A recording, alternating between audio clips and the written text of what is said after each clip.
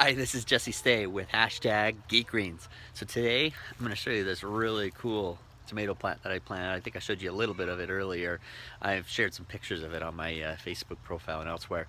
But this thing is a mean plant. It's this week it's about highs in the 30s.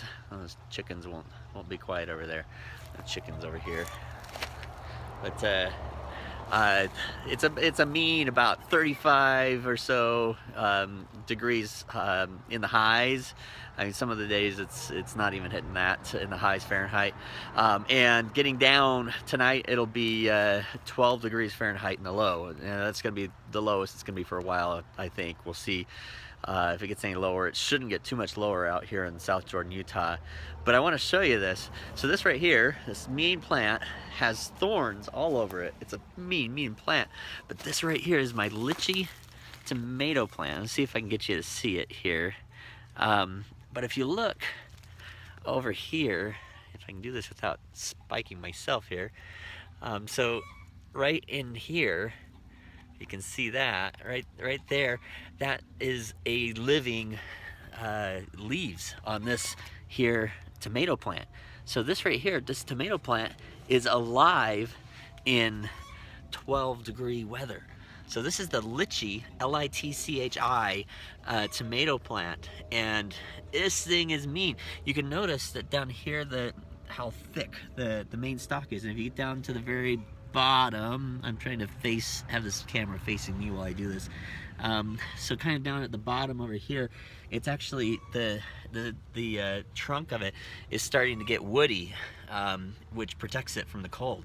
So I mean, this is a very cold hardy tomato plant. Some of the leaves are kind of dying, especially towards the top, but it's still alive. It's not fruiting anymore.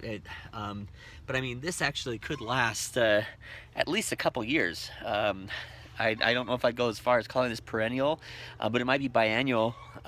We'll see how long it lasts. But be careful pulling your tomato plants, because some of them actually might last. A lot of tomato plants are perennial or biennial plants and will last. So here we are in this cold weather, and I've got a living tomato plant here in 12-degree weather. This is so cool. So we'll see how it lasts. I don't know if it'll last the entire winter or not. Winter might eventually kill it. We'll see. But I'm gonna let it live and see if it continues. I'm actually, if it does die, I'm gonna try next year. I'm gonna put it in just a little hoop house and see if I can have it last maybe about 10-degree warmer temperatures and see if it'll live. I'm curious if this is a true perennial that I can start using as a perimeter plant. The little spikes work really well on the edges of places that you don't want people going past, or plants or animals, because they spike people and they're not very comfy. But this is great. It produces these really nice, sweet, almost like a ground cherry tomato tomatoes. It kind of, I mean, a lot of people compare them to cherries in taste. Not bad. This one didn't produce too much fruit this year. If it survives, I'm very curious if it reproduces next year in abundance. This is cool. I'm going to plant more if this actually works, and I'm going to probably spread it around the edges of my yard in different ways. And like I said, I mean, this has really, you can see right there, it's got lots and lots of spikes all over it, and even the fruits will have spikes on it. It's a scary looking plant. And it'll hurt you if you get too close to it and play with it. You want to wear gloves when you're handling it. But I like this plant here. This is really cool.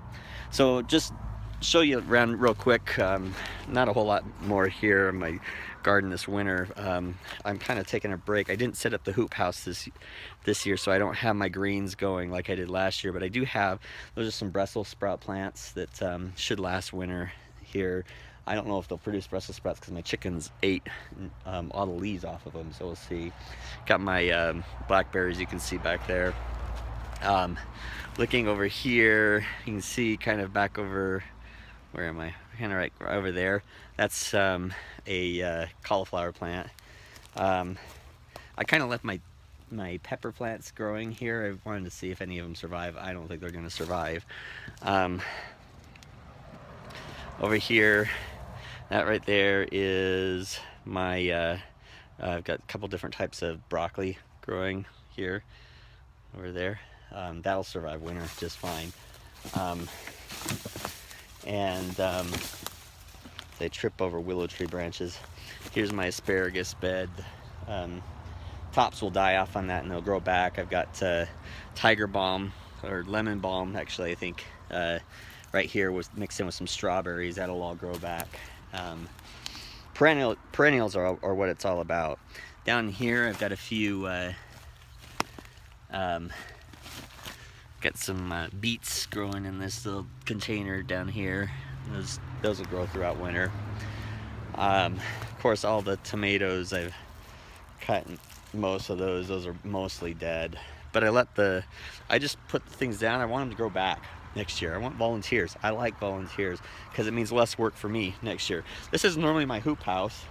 My kale is obviously still growing.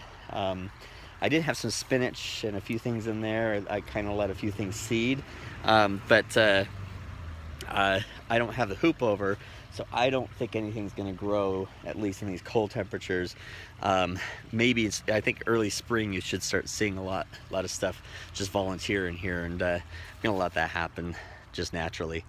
But I'm actually going to be messing with all of this. We're going to build some berms and some swales, maybe a couple small ones. They say you shouldn't do too many, but I've got my pond over here, and I want to set it so I can overflow my pond and have it fill up a bunch of swales in this area here that will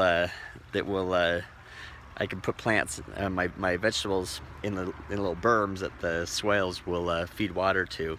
And actually over here, you'll see here that my I've got these hay bales here. This is, I don't know if I'll use these actual hay bales or not, but I will end up using something like that here, and I'm gonna dig either, so these are kind of my perennials. I don't know if I'm gonna disturb these, but I might actually a little further up here dig into the ground about 4 to 6 feet down and build a little pit greenhouse that should stay nice and warm, 40 degrees plus most of the year round, allowing for me to do some subtropical plants right here in Utah without having to do any energy or heat or anything. I think that'll be a lot of fun. But as you can see, I mean, here in Utah, 15-degree weather outside, and I'm still making things grow here. So don't let the cold weather get you down. You can really grow in a lot of different ways and a lot of different areas with the right techniques and planting the right things. Even tomatoes can grow in this 10-degree weather. Whether it lasts the entire winter, I still don't know. We're gonna find out. But that lychee tomato right there is still growing, still living, and I think there's a good chance it actually might survive the winter. We'll see. Anyway, I'm Jesse Stay with #GeekGreens.